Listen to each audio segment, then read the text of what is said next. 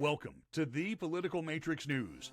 Hey, the Political Matrix Newscast rolls along. We're doing this on Thursday, the 18th already. We're doing it before President Trump's speech at the convention because, we've all seen a few Donald Trump speeches, but we had other things to cover. So let's go ahead and cover them as quickly as possible. Joe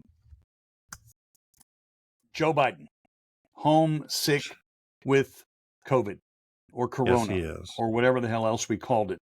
I don't know if this is his first go around. I've had it 3 times. I've had a vaccine. I had both vaccine. I had vaccine A, vaccine B, and 1 booster, and I've still had it 3 times. So I'm really not going to worry about it. COVID now, unless you have complicating medical conditions, is not much more than a flu. It's the same thing, only different. All right. So he's home, and he says he tweeted, "I'm homesick," or words to that effect. Okay. And he's home. He's at his place in Delaware. Flew there on Air Force One, straight in. He was in Las Vegas, and he actually canceled his speech yesterday afternoon to a Hispanic Latino group. So there is that. But here's the real binder. Barack Obama has not made the call yet.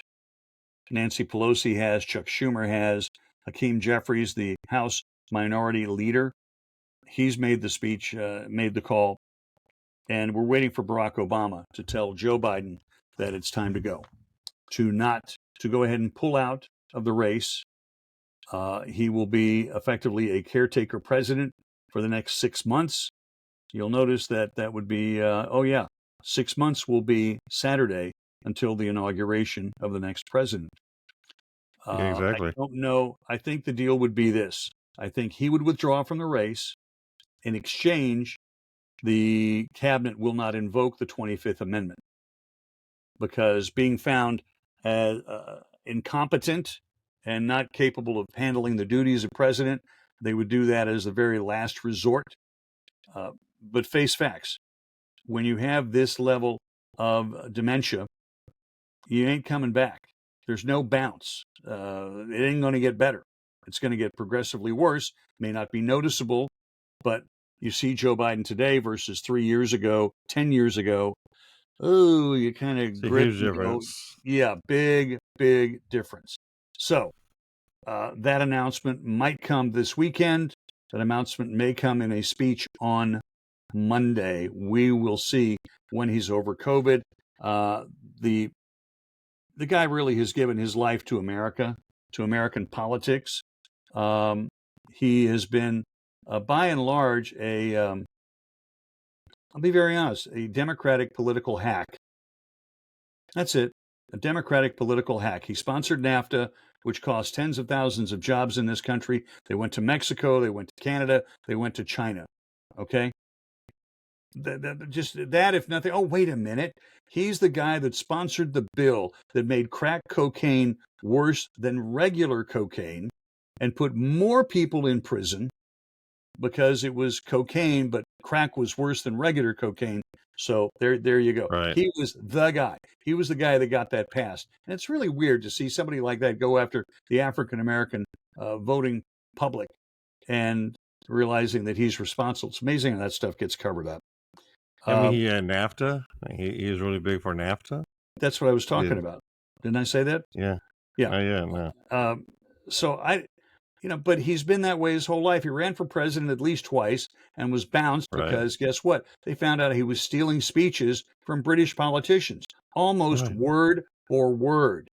He actually would look at the video or get film because we didn't, it may be on VCR at the time, maybe DVD, but we didn't have the internet that we can do what we do and what everybody else is doing. And he was caught, and that kind of shamed him out. And if you've heard now, the Gold Star families of the Marines and the sailor killed in Afghanistan in the summer of 21, they're comparing the fact that Joe Biden didn't know their kids' names and really could have cared less. Then they had a get together with Donald Trump. He knew every kid's name, every one of the troops that were killed, and knew the families' names and everything else. Good staff work. Okay, that's what that really amounts to. And one mother's like, I didn't vote for Donald Trump either time, and I wasn't going to. And she said that the nice Donald Trump has changed everything around. Your take on that, Greg? Yeah, I think that we're going to take a look at the video here real quick of what happened last night about the Gold Star families. Mm-hmm. And so let's go ahead and take a look at that real quick. Okay. And we'll actually watch the crowd start chanting the names of the people. So Alicia and I are here to say the names of all 13 service members who lost their lives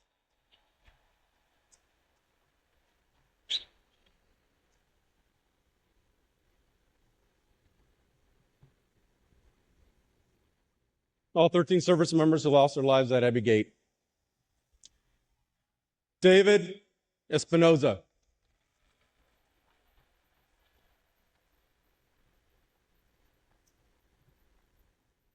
Nicole G.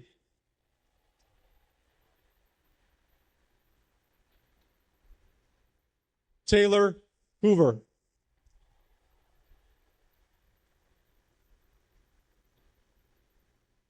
Ryan C. Knaus.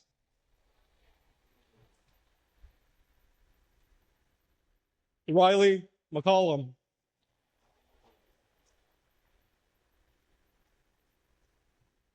Dylan Marola.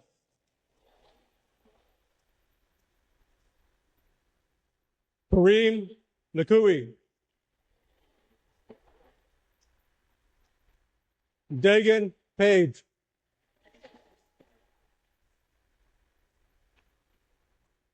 Johanny Pichardo.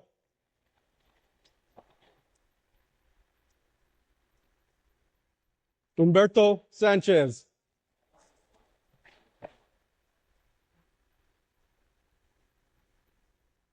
Jared Schmitz.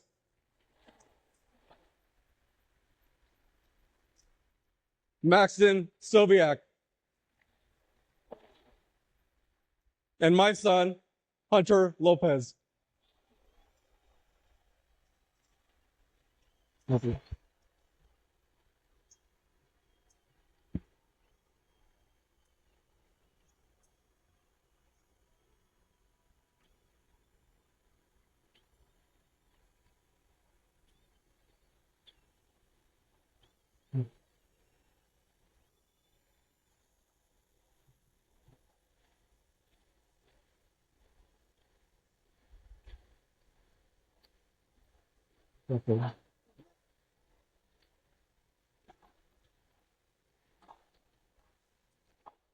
Joe Biden has to go.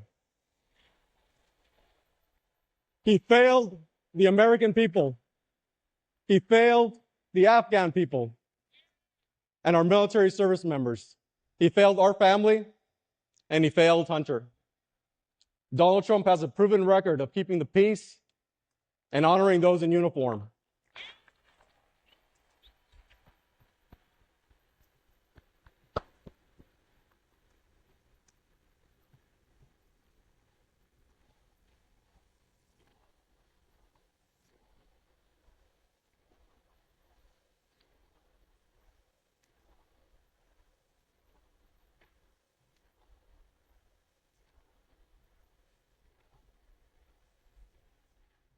All of us on this stage recognize the efforts of Mr. Trump. We know this firsthand. We've experienced it. Whenever we've met with him, he has demonstrated compassion. He has joined us on our mission for answers, and he has given hope to our extended Gold Star family.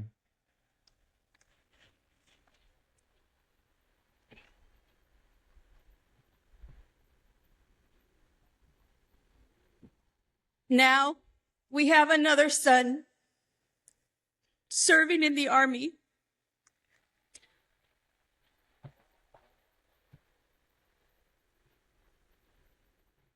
And we do not trust Joe Biden with his life. We have faith that Donald Trump to lead our military. Please join us in supporting Donald Trump for President and Commander-in-Chief.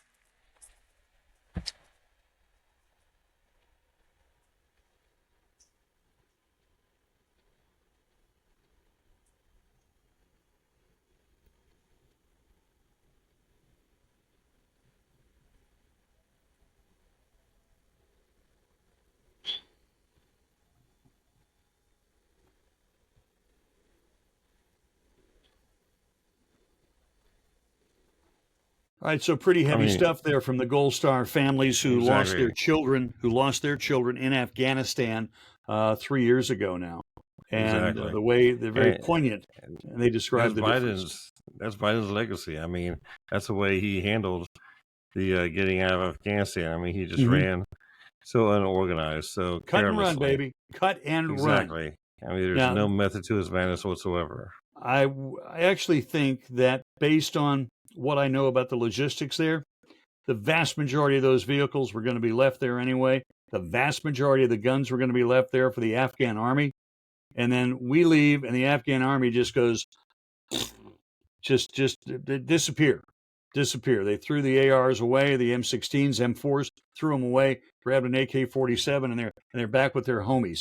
So there you have it. But that is his legacy, and he will also now have the legacy of being basically kicked out by his party. I think that makes for a very, very strange political year. One other strange thing before we move into the Secret Service. You know, MSNBC has been providing coverage of this convention. Turns out none of them are in Milwaukee. They're all sitting in the studio in New York. That's it. I mean, they're basically lying to their viewers like they are in Milwaukee and have their finger on the pulse of what's happening there. Were they invited? Oh, hell no. But it doesn't matter. You're press. They probably won't be allowed to be there. You're press, okay? You would be shocked and amazed how many podcasters like us are there. Normally we have Radio Row where all the talk shows go, and I've done a couple of those. Now there's Podcaster Row, which has actually got more people podcasting than it does radio people. Go figure. All right, so now let's get back to the shooting. The farther we get down the road on this, and we're at day number 5, really 6 days since the shooting, but people started looking into things on Sunday. What have you seen today that changes your mind? Still no Secret Service. No Secret Service doing a press conference on the 6th day now. We do have some video here we're going to take a look at really quick of Barrasso and the senator from Tennessee, Marsha Blackburn. They tracked down the Secret Service director at the convention last night. Yeah. And they followed them all the way up to a little cubbyhole. And so we're going to watch a video here real quick of them trying to get answers. Okay.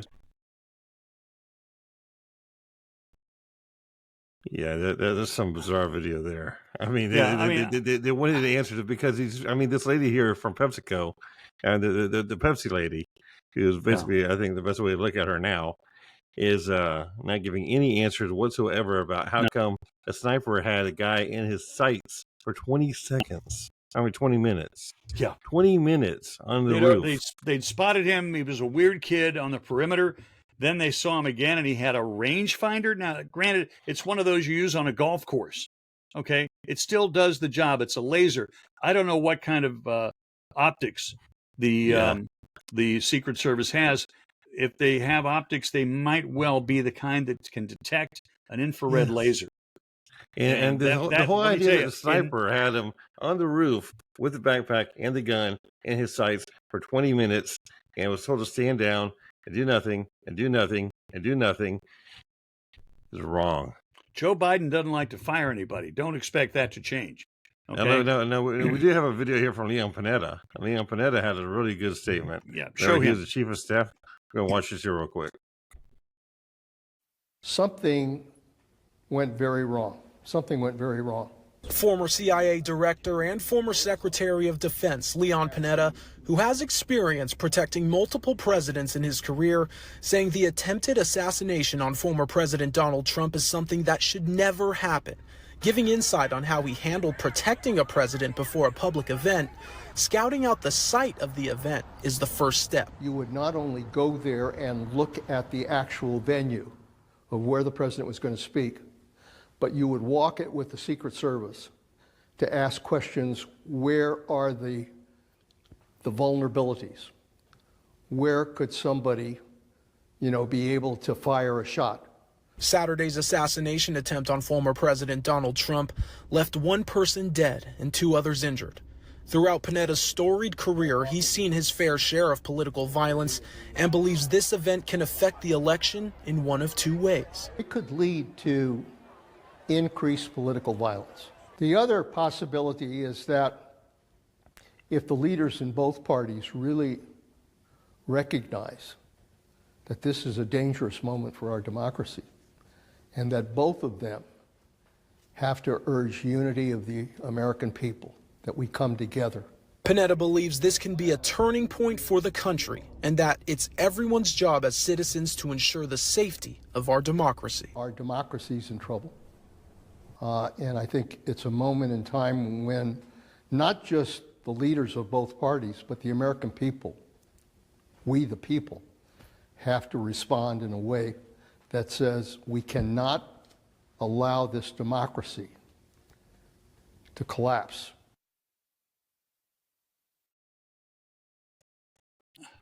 Exactly. I always liked Panetta, man. Pretty much a straight shooter, and I'm good with that. Now, so the director of the Secret Service is supposed to testify in front of Congress. The Department of Justice is saying they may fight that subpoena. What? Again, director, the police chief in Butler, the sheriff in Butler County, the state trooper from whatever post that is, that these guys provided perimeter, they provided parking, probably were standing there at the screening point. And again, you go to a presidential event. That's what this was. You go to a presidential event. It's airport security. Pocket knife, take it back to the truck. Okay, even though you're a good old boy and you're on Trump's side or whatever, that knife goes back to the truck, or we take it and keep it. Pretty simple choice. I know what you guys have invested in good pocket knives. So I think possibly the state attorney of Butler was actually right whenever he made his first tweet, his first statement was that Biden should be indicted for inciting an assassination, and maybe he was just saying it out of knee-jerk reaction. After everything we're finding out now, maybe somebody in the White House, because I will tell you one thing: if this were Trump as the president of the United States and Biden was a candidate, and Biden was a person who's in Trump's shoes, and the snipers and the security and everything else were told to stand down or basically not do anything, or to have this information, first of all, and heads not roll all the way up from the president all the way down, they would have impeached Trump over this very easily. Oh, absolutely. But they would have arrested him over this very easily. And where we would be, Biden has COVID. Right. Joy Reid of MSNBC equated Biden's COVID with Trump's gunshot wound. I'm going to let that one go right there. Yes, and actually Van Jones followed up on that. Van Jones said, yes, a bullet couldn't stop Trump, but COVID could stop Biden. Van Jones made a really good point. He said the Democrats are in disarray. The Republicans have never been more together in this convention, and that's from Van Jones, who is not known for a shall we say being pro-Republican. I think things get weirder. People are trying to draw a connection from this kid to George Soros. I'm serious. BlackRock did a commercial a couple of years ago at his high school. He's one of the kids in the classroom. He's there for just boom boom, and they're really showing off the teacher. And he was just the kid in the classroom when they were filming. I don't know how much you can subscribe to their theory, but they're wackadoodles on pretty much every front. I think it's going to be interesting once somebody finally breaks into the emails and gets all the messages and see exactly what this kid was talking about. Because, he was talking as if he's going to get away with this and he's going to go back to work the next day.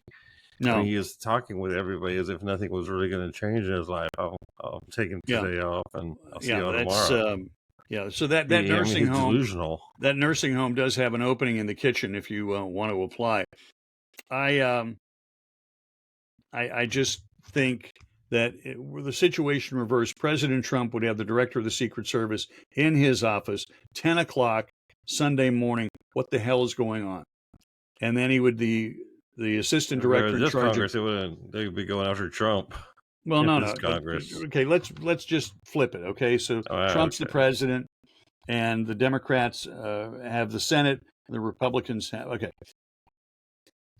he would have the director of the Secret Service and his advisor, his legal guy, would say, don't fire them yet. They've got to testify before Congress. After that happened, the director, the assistant director in charge of field operations, and the security, the Secret Service has got functions. One side takes care of protecting the dollars, the currency, and there's a fraud division in there too, and the other one is the protective division. That person would be out the door too. Then they would get down to who was on site. So there's a local director, there's a commander, on-site commander. Could just be a senior agent. There's not a rank involved here. That person would be gone. And then, okay, so if the sniper says, well, I called 3 times, I got a guy with a gun, they said stand down. So whoever said the stand down, they're gone. The sniper who took the shot, he gets promoted. That's all there is to it. Again, Donald Trump and Eric Trump were on radio talk show.